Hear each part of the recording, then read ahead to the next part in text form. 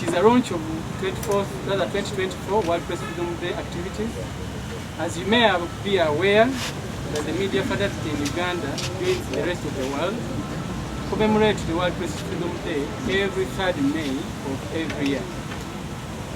May 3rd acts as a reminder to the government of the need to respect their commitment to press freedom, and it is also a day for the media to reflect on the professional conduct and issues that come around, and the press freedom and ethics of the media.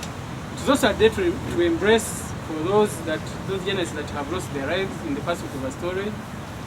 And you remember, colleagues, the international celebrations for this year will be held under the theme, A Press for the Planet, Journalism in the Face of Environmental Crisis. The idea that we are going to celebrate the World Press Freedom Day in pursuit of justice for environment. It's a global theme that you are aware. We want to really generate a conversation. We must ignite a conversation about how important environment issues are important to us. It must be very critical that all journalists in the world must have a moment to realize that even when we have attractive stories in court and parliament and politics, not many journalists, not even many media houses have paid attention to how important issues of environment are to our lives, are to our profession, but also are important to our community that we serve. So the theme serves to really remind us that we must generate a conversation, and that conversation can only be generated by us as journalists, because we are the ears and the eyes of society. If we do not make comments about issues of environment, we will not be serving the community to the best of our abilities. So as the Uganda Journalists Association, and on behalf of the entire community, all journalists globally, we were consulted and made contributions on what would come as the best theme for these celebrations, and we agreed that journalism in the face of environmental crisis is a very critical issue that we must tackle and have a conversation and generate a conversation in the entire community of Uganda. So with that, colleagues, we emphasize that every media house in Uganda must have at least a program or a conversation or a reporter that really focuses and gives us more background information and the risks and the challenges that are facing environmental issues. So we are suggesting to many of the broadcasters and many owners of these media that while we have entertainment shows, while we have political shows, while we have market updates, while we have business reporting, while we have court, I think we've created a vacuum in the media platform in Uganda and globally that you can hardly find a reporter with a TV or radio attached to environmental issues. My Tree initiative has granted us an opportunity to have 1 million trees to plant to celebrate World Press Freedom Day, and that activity was started on way back.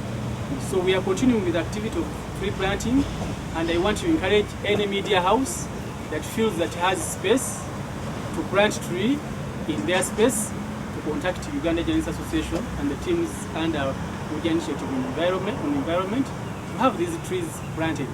We are planting these trees as a sign and as a contribution to issues that ravage environment, to remind the society that without that singular tree that you cut as you want charcoal, as you burn charcoal, as you want to have gardens, as you want to have factories all over, we are sure you're creating damage. If you cut one tree, at least plant 10, so that you're trying to mitigate the effect of environmental issues that are really affecting the world entirely. We were told, and the law has it, that we have a Ministry of ICT and National Guidance, which is aware of all the challenges highlighted in this press release, that those challenges are really happening to us. In our anticipation, we believe that this ministry has an ability and has a responsibility to shoulder, but has deliberately chosen not to care. The ICT ministry officials should know that by making necessary interventions against injustices, and also when they are occasioned on us, on all journalists, they are not doing us a favor. They need really to step out and do their obligation. In many cases, like I may tell you colleagues, that we have conversations with security agencies on how best cases of journalists be treated. We have issues of low pay. We have issues of bad welfare for journalists. We do not know why the Ministry of ICT, which we think we belong to, never comes out really to make mention or to make a gesture that it is our mother that really must be caring about what we are going through. So we are concerned. We do not know whether the officials in the ministry, that Ministry of ICT, are not aware or are not willing. We want really to request the President, if these gentlemen and ladies cannot serve the sector of media, we are of the view that they must be repressed or they must be forced to do their obligation.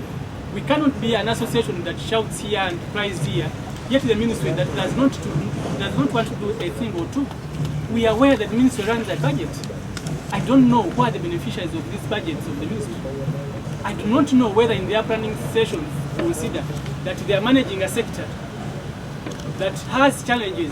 When there are events, they are quick to say, I am the Minister of Information. But that information that we're prouding about is really under siege. We want to hear these voices from the ministers of ICT and information and many of those things. So we want to encourage and challenge these ministers that you really deserted us. We encourage that you step in your space. You've left a vacuum. We encourage the President, who is the appointing authority, to assess your abilities to serve the interests of journalists in Uganda.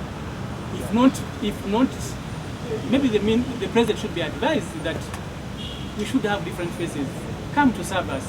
We think there is a huge space, there is a huge disconnection between us and the ministry, and we want to see them come out and occupy their space. But we've also asked Parliament to make punitive laws against the employers of journalists, also media houses. The excuse that they make every day, that they do not earn that much. If you must employ someone, then be able to pay him. We've met many of the owners of these media houses. We have hope and belief that our conversations with them are being studied, and we've also asked Parliament, if need be, to create a policy that at least looks at how journalists can be paid fairly well, without going into the minimum wage discussion that was there and failed on the way. We have issues that we are really entirely discussing with Parliament and owners of the media houses to find a way of really looking into the welfare of journalists. We've also challenged the Broadcasters Association that you cannot be an association that really champions the wishes of owners, but you do not want to look into the wishes of journalists that serve as the source of that content that make you a great TV or a great radio. We've mentioned to them that the conversation of how journalists must be paid well cannot only start and end with Uja. It must be a conversation with the state, with the Broadcasters Association, and many of the players in the sector. And I want to promise you, colleagues, that that conversation is ongoing, and once we achieve our wishes and our beliefs, we will come back and share with you the details. You've heard where journalists have been beaten, have been mistreated, they are not paid. And Parliament also not coming out to step in that place. We have a Parliament that has MPs who are journalists. But you can hardly find a conversation on the floor of Parliament touching our profession. Don't we have problems? So, we want Parliament also to make a case for our challenges and our issues. So we demand that Parliament also comes out to really look into the welfare of journalists, but also look into how these organizations are failing really to honor their contractual obligation towards journalists.